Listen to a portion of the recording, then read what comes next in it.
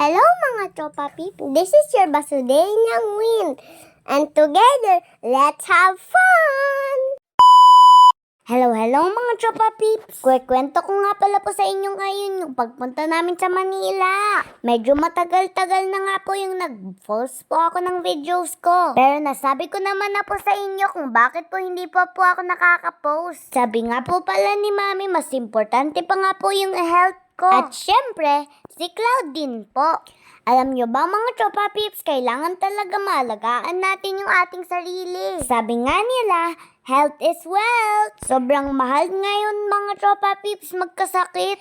Tignan nyo nga po yan mga tropa peeps, kailangan pa natin magpa-check up sa Manila. Buti na lang talaga mga tropa peeps, kasama po namin si Mamsi at si Papsi. Salamat po sa libreng sakay at accommodation. Nagbiyahe nga pala po kami dyan ng umaga pero po nakadating na po kami sa Manila gabi na. Struggle is real talaga mga tropa peeps. Yung araw nga pala po niyan ay dapat po may exam po ako sa school. Pero po thank you po sa mga teachers ko, pina-excuse ako. Pagkatating nga pala namin dyan sa kondo ay naglaro muna kami ni Cloud. Ilang oras nga pala po ng pahinga at natulog na po kami kasi pagod po kami sa biyahe. Kailangan nga pala po namin magising ng maaga. Kasi po mapunta na kami kay Dr. Viloria para magpa-check up agad. Salamat nga pala po kay Kuya Jomar at Ate Alexa. Sinamahan nga po pala kami papunta dun sa clinic ni Doc. Ito nga po si Cloud, sobrang close na po kay Kuya Jomar at kay Ate Alexa. Halos ayaw niya na po umalis kung magkakasama po silang tatlo. Buti na lang mga tropa peeps, maaga kami nakarating sa clinic.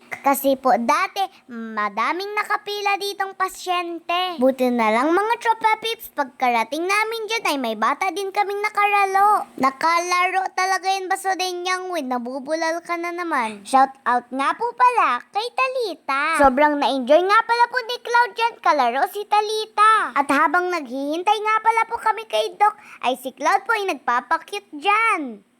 Guys! Hi ka dali!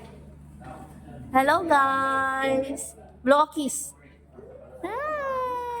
Maikwento ko nga pala sa inyo mga tropa peeps na madalas nilalagnat ako. Hindi ko po alam, minsan sobrang init ko na pala. Wala naman po akong nararamdaman na masakit sa katawan. Maliban na lang po, nagsasakit po palagi ang bintik ko. Hindi naman po ako madalas tumakbo pero po palagi nagsasakit yung toes ko. Ang ibig sabihin ko mga tropa peeps, ang mga paa ko. Alam nyo ba mga tropa peeps na nalaman ni Doc na low potassium po ako. Kaya naman mga tropa peeps, kailangan ko palagi magkain ng saging. Sinabihan nga pala ako ni Doc kung nagkakain daw akong saging, ay kailangan ko daw po lagyan ng asin. Para daw po ma-absorb po ito ng aking katawan. Si Cloud nga din po pala ay pina-check up din po ni Mami. Namaga kasi po yung paa at kamay at nag-rashes po yung buong katawan.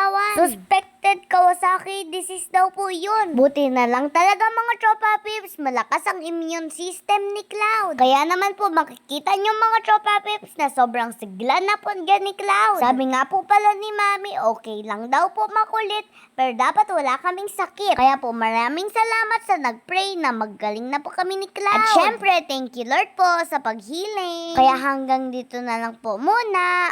Abangan nyo pa po ang more fun and more adventure videos ko. Kaya po yun lang, maraming salamat and stay tuned and see you in my next vlog. God bless!